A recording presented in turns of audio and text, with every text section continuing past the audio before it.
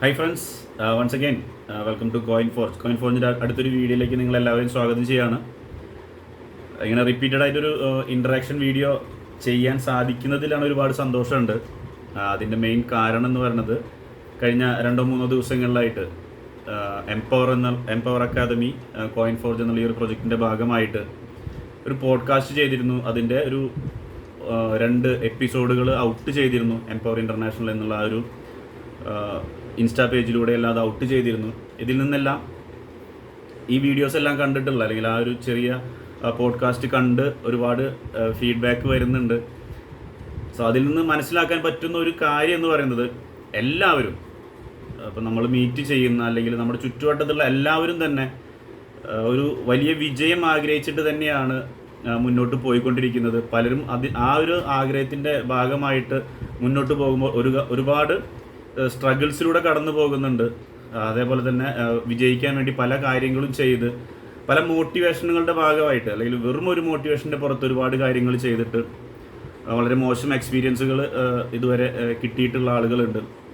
Even ഞാനാണെങ്കിൽ പോലും അത്തരത്തിലുള്ള മോശം എക്സ്പീരിയൻസ് കിട്ടിയിട്ടുള്ള ആളാണെന്ന് ഞാൻ മുൻപത്തെ വീഡിയോസിലൊക്കെ പറഞ്ഞിട്ടുണ്ട്. എനിവേ, എല്ലാവരും പറയുന്ന ഒരു കാര്യം എന്ന് പറയുന്നത് കോയിൻ ഫോർജിൽ ഓക്കെ, ഞാൻ കഴിഞ്ഞ വീഡിയോയിൽ പറഞ്ഞ പോലെ സംതിങ് സ്പെഷ്യൽ ഉണ്ടെന്ന് എല്ലാവർക്കും മനസ്സിലായിട്ടുണ്ട്. ആ ഒരു ക്യൂരിയോസിറ്റി എല്ലാവർക്കും ഉണ്ട്. സ്റ്റിൽ മുൻപത്തെ മോശം എക്സ്പീരിയൻസുകൾ വെച്ചുകൊണ്ട് പലരും പറയുന്ന ഒരു കാര്യമാണ്, ഞങ്ങൾ ചൂടുവെള്ളത്തിൽ വീണ പൂച്ചകളാണ്. അപ്പോൾ ഒരു പച്ചവെള്ളം കാണുമ്പോഴും അല്ലെങ്കിൽ അത് പച്ചവെള്ളമാണോ അല്ലെങ്കിൽ നല്ലൊരു വെള്ളമാണോ എന്നുള്ളൊരു ഭയം ഉള്ളിലുണ്ട്. അപ്പോൾ നിങ്ങൾ അത്തരത്തിലുള്ളവരോടൊക്കെ പറയാനുള്ള ഒരൊറ്റ കാര്യമുള്ളൂ, നമ്മൾ ചൂടുവെള്ളത്തിൽ എടുത്ത് ചാടിയതിൻ്റെ ഭാഗമായിട്ടായിരിക്കാം നമുക്ക് വളരെ മോശമായിട്ടുള്ളൊരു അനുഭവം വന്നിട്ടുള്ളത്. അപ്പോൾ ചെയ്യേണ്ട ഒരു കാര്യം, നമ്മൾ വീണ്ടും വെള്ളം കാണുമ്പോൾ എടുത്ത് ചാടാതെ, അപ്പോൾ മോശാനുഭവം ഉള്ളതുകൊണ്ടായിരിക്കുമല്ലോ നമുക്കൊരു അടുത്തൊരു ഓപ്പർച്യൂണിറ്റി കാണുമ്പോൾ അല്ലെങ്കിൽ അത് വെള്ളമായിട്ട് തന്നെ കണക്ട് ചെയ്യുകയാണെങ്കിൽ വീണ്ടും വെള്ളം കാണുമ്പോൾ നമുക്കൊരു ഉള്ളിലൊരു ഭയം വരുന്നത് മുന്നത്തെ എക്സ്പീരിയൻസ് വെച്ചിട്ടാണ്.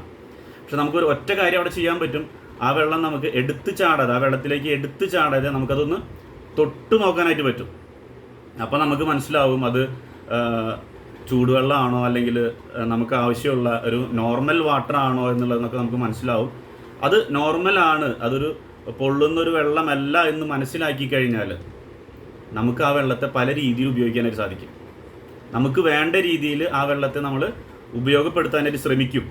അത് തന്നെയാണ് എനിക്ക് ഈ വീഡിയോ കാണുന്ന എല്ലാവരോടും ഒരു സംശയത്തിൻ്റെ പേരിൽ അല്ലെങ്കിൽ മുൻപെന്നോ സംഭവിച്ചിട്ടുള്ള ഒരു മോശം എക്സ്പീരിയൻസിൻ്റെ ആ ഒരു ട്രോമയിൽ അല്ലെങ്കിൽ ആ ഒരു മുൻധാരണ വെച്ചുകൊണ്ട് കോയിൻ ഫോർജിനെ കാണുക. എന്നാൽ കോയിൻ ഫോർജിൽ എന്തോ ഉണ്ട് എന്നുള്ളൊരു ക്യൂരിയോസിറ്റി ഉള്ളിലുണ്ട്.